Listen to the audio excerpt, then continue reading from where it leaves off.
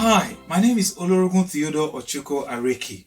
I'm here to tell Nigerians that as a new day is dawning away from the suffering and hardship we are going through in Nigeria, there is certainly new hope and fresh courage. So, as a matter of urgency, we should change the narrative and the trajectory of Nigeria and right the wrong from where it all started. Lord Frederick John Diltry Lugard. You recall from history that Lord Frederick Lugard, the first Governor General of Nigeria between 1914 and 1919, vehemently refused to train Nigerians because he preferred to use Nigerians as slaves, and any education will be contrary and against the objective for which he was ruling.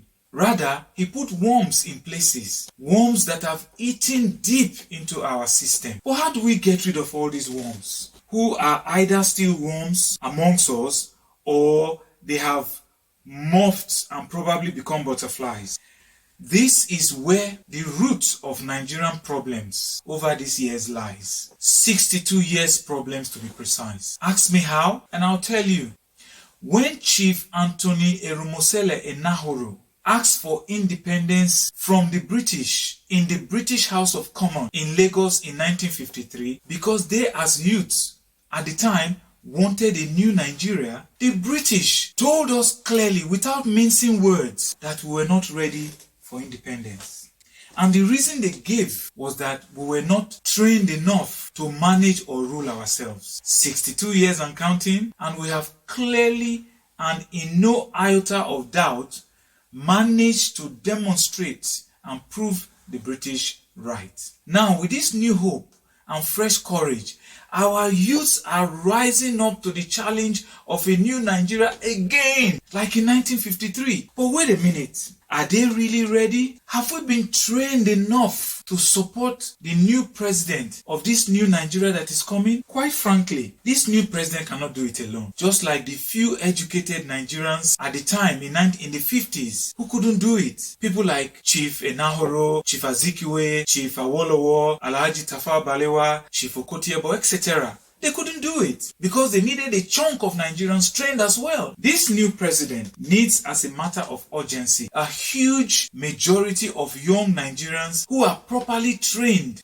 in the way things are done, trained in governance, trained in best practice procedures. And I mean at least 3/4 of Nigerians trained in this new Nigeria to be created. I don't mean educated. I mean trained in mind, body, and soul on best practice procedures. For instance, the road traffic system is used in countries to train people's mind on patience, so that when your light is red, you wait, and when your light is green, you go. We need such systems to develop our mindsets, the mindsets of Nigerians, mindset training. In America, for instance, there is a stop sign. I don't mean traffic signs, just a board.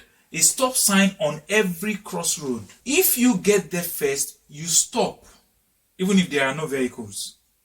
And anyone who comes after you, it doesn't matter what direction they come from, they also stop. And you that got there first, you go first.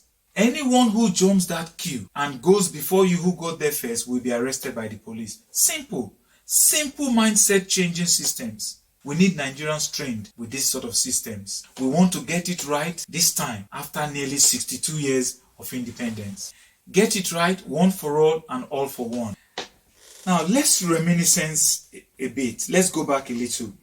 In addition to not training Nigerians, Lord Lugard created a master-servant relationship between themselves, the colonial masters, and Nigerians. He also created reserved residential areas for the white masters called Government Reserve Areas, GROAs. In those days, if you saw a Nigerian in those areas, he or she is either going to work or coming back from work because they don't live there. But in England, where Lord Lugard comes from, there are no government reserve areas for any government worker, as they all live together as one, brothers and sisters.